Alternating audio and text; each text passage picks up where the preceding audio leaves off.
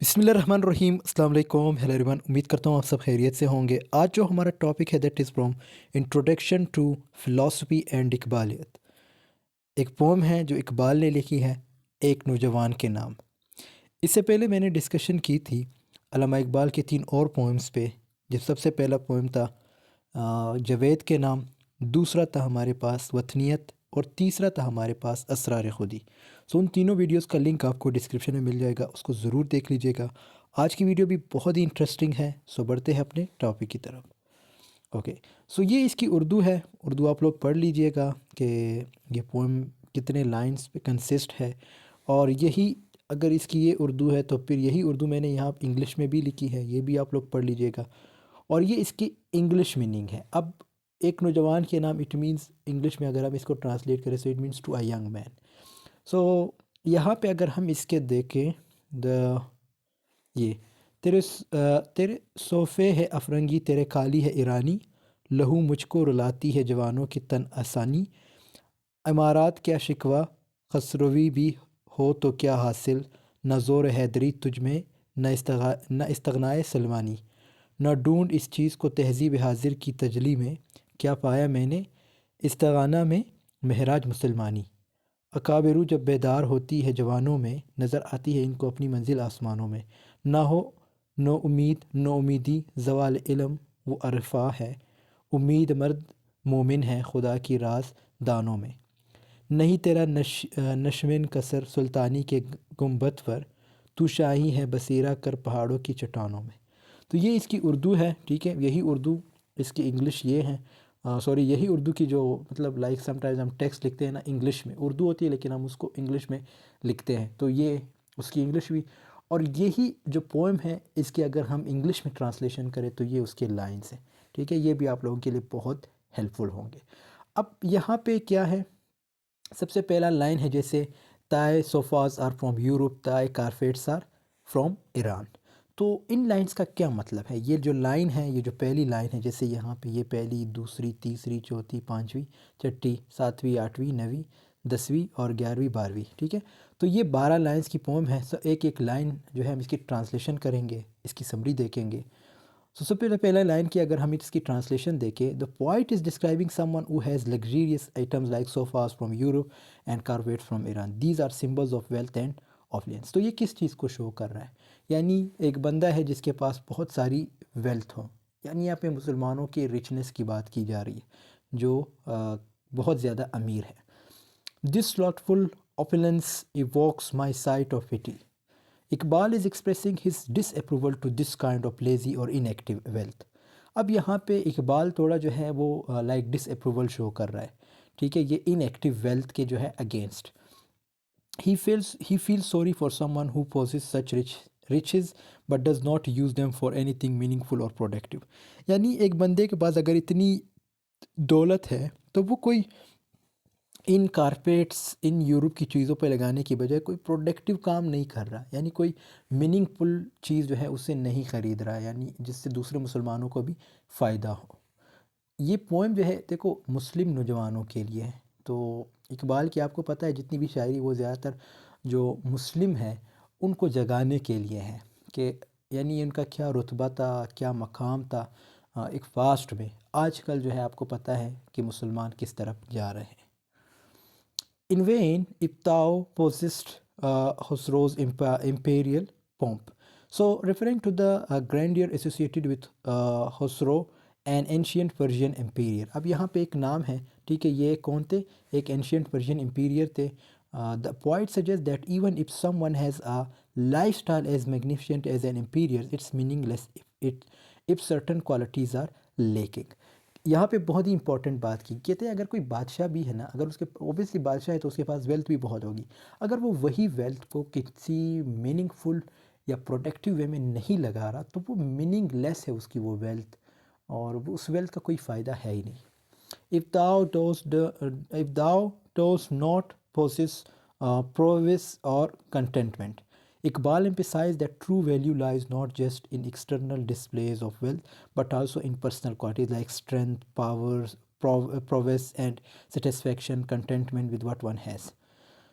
تو یہاں پہ کیا چیز شو کی گئی ہے، انسان کی پرسنل کوالٹیز کی بھی بات کی گئی، یعنی اس کی اسٹرینتھ کی بات کی گئی ہے، تو یہ بھی آپ کے لیے بہت زیادہ امپورٹنٹ ہے، اس کو بھی جو ہے آپ نے ڈسپلے کرنا ہوتا ہے۔ تو آپ ان لائنس کو اگر آپ اور دوسرے وے میں اس کی اگر انٹرپریٹیشن کریں تو یہاں پہ انسان مسلمانوں کی بات اس سینس میں کی گئی ہے کہ وہ اپنی طاقت دکھائے، یعنی جس طرح ایک مسلمانوں پہ ظلم ہو رہا ہے تو وہ کس طرح جو ہے اپنی طاقت دکھا سکتے ہیں۔ اس سے پہلے میں نے ایک اور پوائم اس کی ڈسکس کی تھی، نیشنلزم یعنی وطنیت، تو اس میں بھی میں نے بتایا تھا کہ جیسے آج کل جو مسلم ہیں وہ کس طرح قوم پرستی میں بٹے ہوئے ہیں، یعنی ان کو کوئی پوچھتا ہی نہیں، ایک مسلمان پہ اگر ظلم ہو رہا ہے تو دوسرا مسلمان بالکل خاموش ہے۔ سیک ناٹ دے جوائے اور greatness in the glitter of western life. اب اس لائن کا کیا مطلب ہے؟ Iqbal advises against looking for happiness اور greatness in the flashy and glamorous aspects of western culture. یہ بہت ہی امپورٹنٹ چیز ڈسکس ہوئی ہے۔ ہم کیا کہتے ہیں، ہم ہمیشہ کہتے ہیں کہ یار جو لگزیریس لائف ہے، یعنی جس میں ہمیں سکون ملتا ہے، وہ کیا ہے؟ ویسٹرن کلچر ہے، اور آپ کو پتہ ہے ہم فالو کر رہے ہیں، چاہے بہت سی چیزیں ہمارا، چاہے ایجوکیشنل سسٹم ہے، چاہے جو ڈریس وغیرہ ہے اور وے آف ٹاکنگ، یہ سب جو ہے کلچر کس کا ہم ایڈاپٹ کر رہے ہیں؟ ویسٹرن کلچر کا۔ اور میں آپ کو یقین کے ساتھ یہ تھا آپ ضرور اقبال کو پڑھا کریں، اقبال کو پڑھنے کے بعد آپ کا جو مائنڈ سیٹ ہے وہ بالکل چینج ہو جائے گا۔ اقبال کی جو باتیں ہیں، اقبال کی جو شاعری ہے، اس میں بہت کچھ ہے، اور وہ شاعری آپ کو بور ہونے نہیں دے گی، بلکہ آپ کو بہت زیادہ انٹرٹین، بہت زیادہ موٹیویٹ کرے گی۔ He is cautioning against being overly influenced by materialistic and external pursuits. اس کے آگے لائن ہے for in contentment lies a Muslim's joy and greatness. Iqbal suggests that true joy and greatness for a Muslim are found in being content with what one has. ٹھیک ہے، کہتے ہیں کہ مسلمان، یعنی یہاں پہ انسان کی شکر گزاری کی بات کی، کہ انسان کے پاس، انسان ہی بلکہ مسلم کے پاس بات کی گئی، مسلم کی بات ہو رہی کہ اس کے پاس جو کچھ بھی ہے اسے گریٹفل ہونا چاہیے، یعنی اسے گریٹنس ہونی چاہیے اس کی، کہ یہ چیز جو میرے پاس ہے اس پہ اسے شکر ادا کرنا چاہیے، rather than chasing after external symbols of success, یعنی کسی اور کے سکسیس کو دیکھ کے اس سے جلنا یا اس کے پیچھے بھاگنا، تو یہ چیز جو ہے آپ کے اندر نہیں ہونی چاہیے۔ Finding satisfaction in one's current situation is emphasized.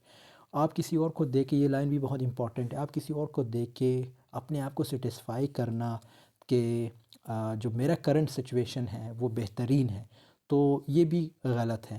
آپ مطلب اس سے ایک قسم کی موٹیویشن بھی حاصل کر سکتے ہیں۔ موٹیویشن سے مراد یہاں پہ یہ ہے، آپ کسی کے دوسرے کی جو سکسیس ہے، یہاں پہ میں ایجوکیشن کی بات کروں گا، جیسے ہمارے جو مسلم تھے وہ جب پرانا زمانہ تھا یا پاسٹ میں بہت ہی قابل ہوتے تھے، یعنی وہ اپنے کام میں ایک ان کی لگن ہوتی تھی، محنت ہوتی تھی۔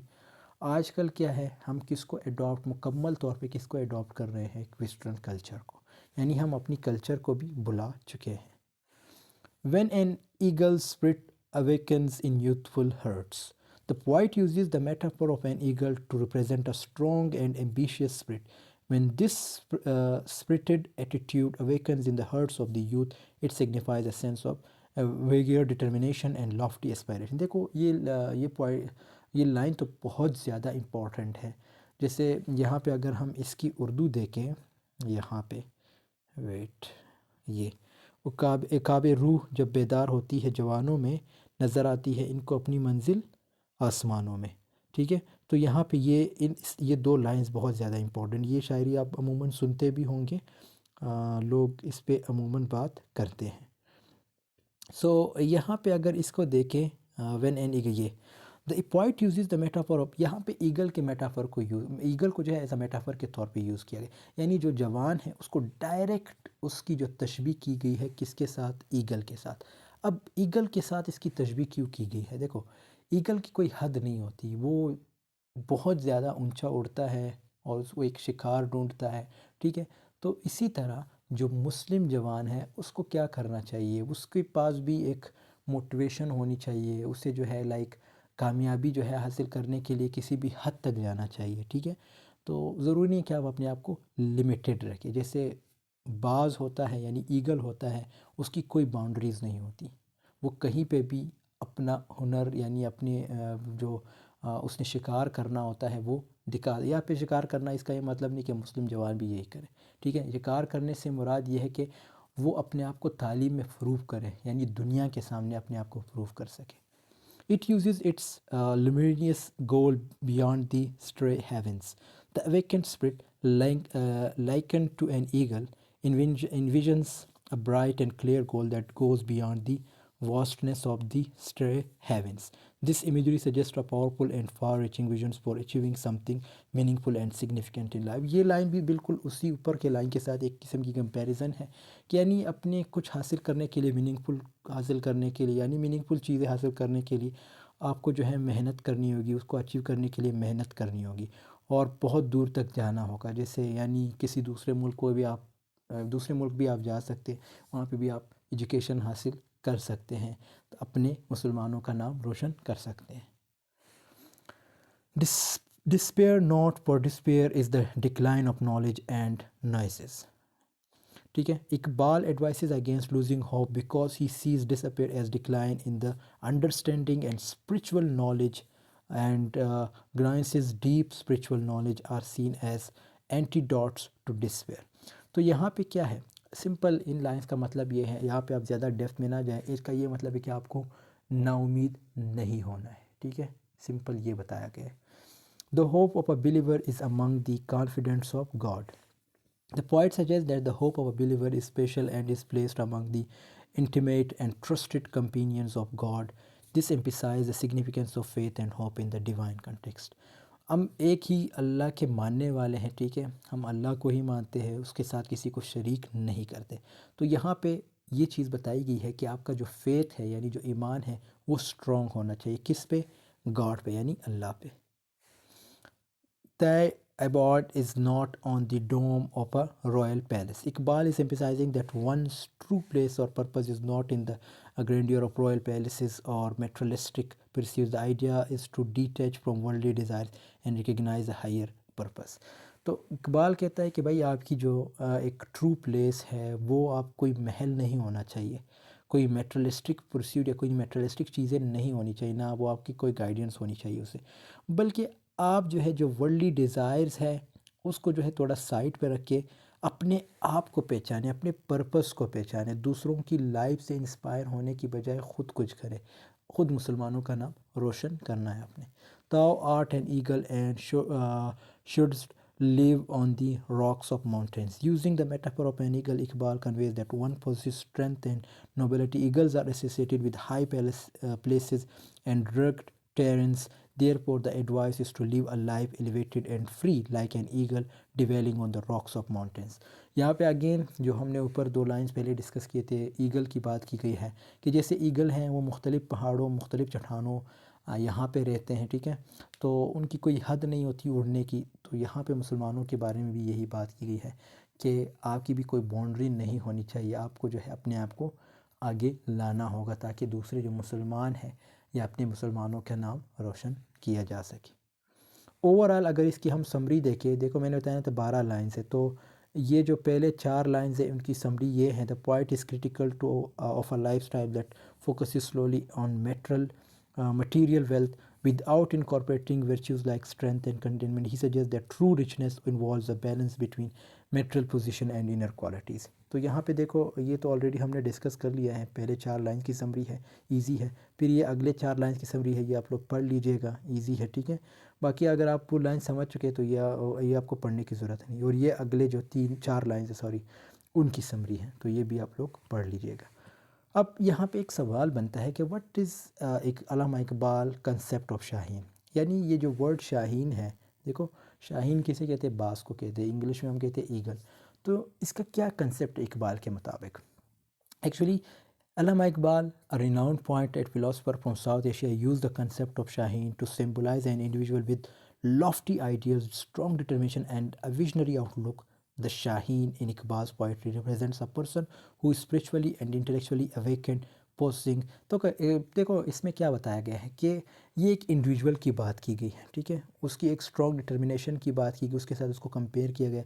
एक विज़न जो एक बंदे या एक जवान का होता है उसको जो है शो किया गया है, किसके साथ कंपेयर किया गया, शाहीन के साथ। तो यहाँ पे क्या कहा है कि Iqbal's poetry represent a person who is spiritually and intellectually awaken, यानी एक ऐसा बंदा, एक ऐसा जवान जो स्पिरिचुअली अवेकन हो, इंटेलेक्चुअली मतलब वो ज़हीन हो, ठीक है, possessing the courage to soar to the great heights and the ability to lead and inspire others। तो अदर्स से मुराद यहाँ पे, ठीक है, मुस्लिम्स हैं, कि आप उन हाइट्स तक पहुँचे, यानी कामयाबी की उस सीढ़ी तक पहुँचे जिससे आपके जो दूसरे मुस्लिम ब्रदर्स हैं वो इंस्पायर हो सके। Iqbal often use the metaphor of the Shaheen to encourage self discovery, self realization and the pursuit of excellence in individuals। तो ये चीज़ जो है आपको इंकरेज करने के लिए जो वर्ड शाहीन है यूज़ किया गया है। सो दोस्तों, यहाँ पे हमारी वीडियो की एंडिंग होती है। आई होप आपको ये वीडियो पसंद आई होगी। आई ट्राइड माई बेस्ट कि आपको समझा सकूँ, और उम्मीद करता हूँ कुछ ना कुछ आपके पल्ले ज़रूर पड़ा होगा। बाकी कोई भी क्वेश्चन है आप कमेंट सेक्शन में पूछ ले, व्हाट्सएप पे पूछ सकते हैं, इंस्टाग्राम पे पूछ सकते हैं, या आप मुझे जो है यहाँ कमेंट सेक्शन में भी बता सकते, कोई सजेशन देना हो। सो मिलते हैं आपसे नेक्स्ट वीडियो में, तब तक के लिए अल्लाह हाफिज़, टेक केयर ऑफ़ योरसेल्फ।